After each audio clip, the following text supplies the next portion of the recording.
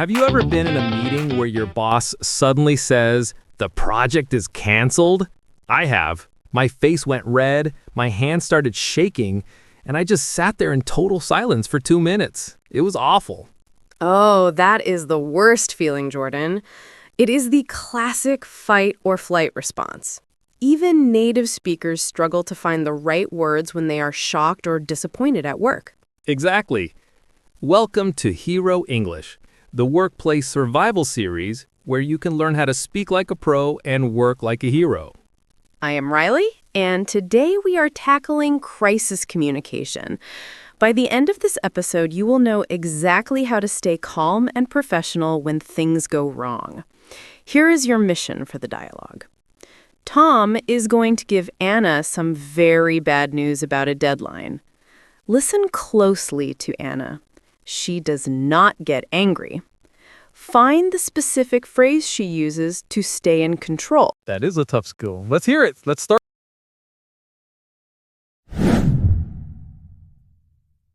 Hey, Anna, do you have a minute? I need to give you a quick update on the cloud migration project. Sure, Tom. I have 5 minutes before my next call. What is the latest? Right. Well, there is no easy way to say this. The security vendor just called. They found a critical bug in the legacy code. They can't sign off on the migration for at least another 2 weeks. 2 weeks? Tom, the launch is scheduled for Monday. This pushes everything back. I know. It is a disaster. I tried to push them, but they said it is a compliance issue. We are stuck. Okay, this is obviously not the news we wanted to hear, but I appreciate you letting me know immediately. Do we have a revised timeline from them in writing? Yes, they just emailed the report. I can forward it now. Great. Send that over. I need to take a moment to digest this before we tell the stakeholders. Let's reconvene in 30 minutes with a few solution options.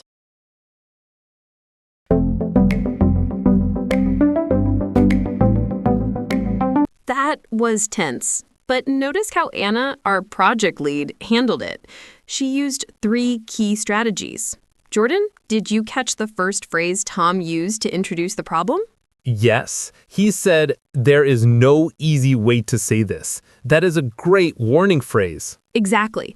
It prepares the listener. But look at Anna's reaction. She said, "This is obviously not the news we wanted to hear." This is a brilliant phrase. It acknowledges the emotion without attacking the person. I usually just say, are you kidding me? Or, that is terrible. Is that too direct? It is a bit too emotional for the workplace, Jordan. You want to focus on the situation, not the feeling. Anna also used the phrase, "let's reconvene." This is a professional way to say, "let's meet again later." Reconvene. I like that.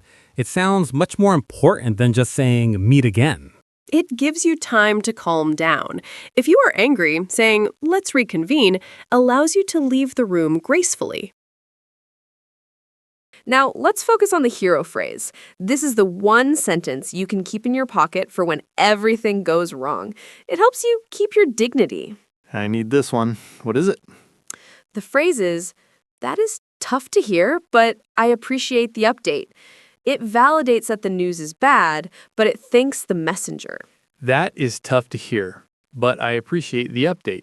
Okay, how do we change this for a boss? If it is your manager, be slightly more formal. Say, "that is unfortunate news, but thank you for being transparent with me."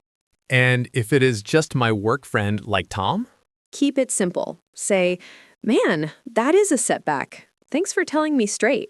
Got it. So listeners, get ready to shadow. Here is the main hero phrase. Repeat after me.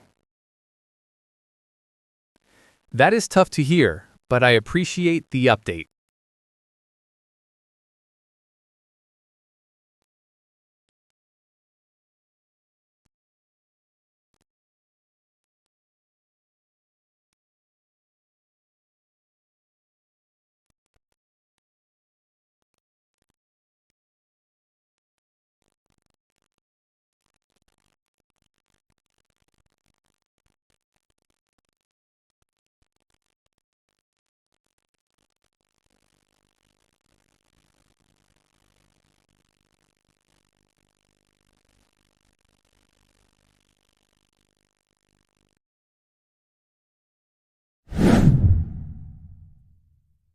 Once you have reacted, you need to move to action. Here are 3 advanced phrases for that. The first one is damage control. Damage control? Like fixing a broken ship? Metaphorically, yes. It means taking quick action to limit the negative effects. For example, we need to do some damage control with the client before they get angry. Okay. What is the next one? The next one is mitigate the risk. To mitigate means to make something less severe. In a meeting, you can say, how can we mitigate the risk of losing this account? That sounds very strategic. Mitigate the risk. Exactly. And finally, silver lining. This is the positive side of a bad situation. For example, the delay is bad, but the silver lining is that we have more time to test the software. I love that. Always look for the silver lining, even if the only silver lining is that the meeting is over.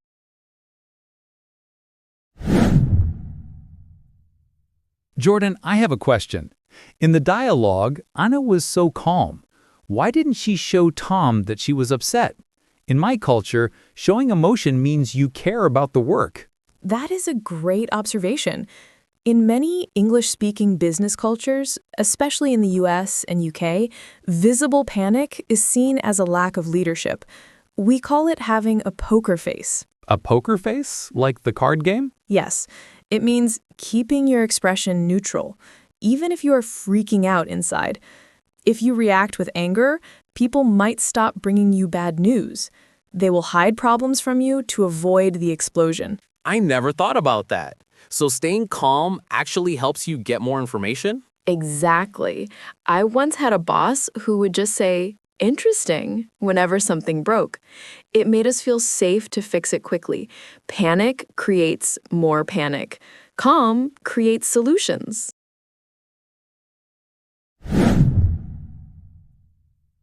I really want to master that calm tone Anna used. But sometimes when I am stressed, I stop listening to the grammar. Do not worry, Jordan. We are going to play the dialogue again, but slower. This time, I want you to focus on the pauses. Listen to how Anna pauses before she responds. That silence gives her power.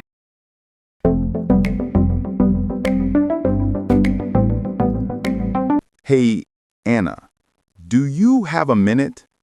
I need to give you a quick update on the cloud migration project. Sure, Tom. I have 5 minutes before my next call. What is the latest? Right. Well, there is no easy way to say this. The security vendor just called. They found a critical bug in the legacy code. 2 weeks? Tom, the launch is scheduled for Monday. This pushes everything back. I know. It is a disaster. I tried to push them, but they said it is a compliance issue. We are stuck. Okay. This is obviously not the news we wanted to hear. But I appreciate you letting me know immediately.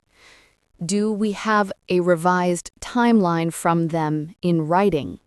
Yes, they just emailed the report. I can forward it now. Great. Send that over.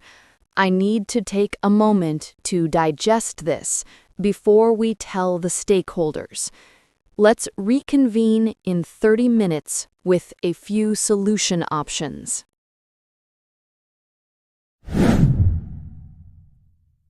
We have a very honest question today from Marco in Brazil. He writes, "Hi, Jordan and Riley. Sometimes when I get bad feedback, my eyes get watery and I feel like I might cry. What should I say so I can escape the room?" Thank you for that vulnerability, Marco. That is a very human reaction. If you feel tears coming or if you feel very angry, do not try to talk through it. You need to buy time. So just run away? Not run away, pivot. Use this phrase. I need a moment to process this information. Can we continue this in 10 minutes? No professional manager will say no to that.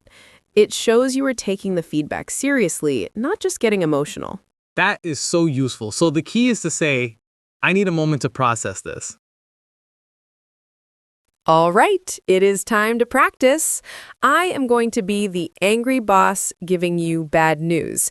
You need to use the hero phrase or the by time phrase to answer me. Ready? I am ready. My palms are sweating, but I am ready. Scenario 1. I say, we're cutting the budget for your project by 50% starting tomorrow. Go.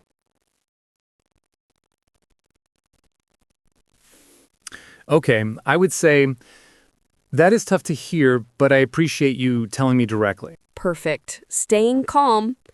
Scenario 2. I say, the client hates the design. We have to redo everything by Friday. Go. I would say, this is obviously not the news we wanted to hear. Let's reconvene in 10 minutes with a plan. 10 out of 10, Jordan. You are hired. I feel much more prepared for my next crisis meeting now. Thanks, Riley. You are welcome, Jordan. Remember, bad news is inevitable in business. It is your reaction that defines your career. Your homework today is simple. Use the phrase, I appreciate the update, in one email or chat today, even for small news. That is a great small step. And hey, if you have a funny or terrible story about receiving bad news, let us know in the comments. We love reading them. Yes, please share. See you in the next episode of Hero English. Before we go, I have to tell you about my first performance review. My boss sat down, opened a folder, and just stared at the paper for a long time. Silence. I thought, this is it. I am fired. Oh no, what happened? I started sweating. I almost said, I can explain everything. But then he looked up and said, sorry, I have something in my eye. And then he gave me a raise. That is hilarious. See? Sometimes silence is just silence. Keep calm, Jordan. I am trying. Bye, everyone.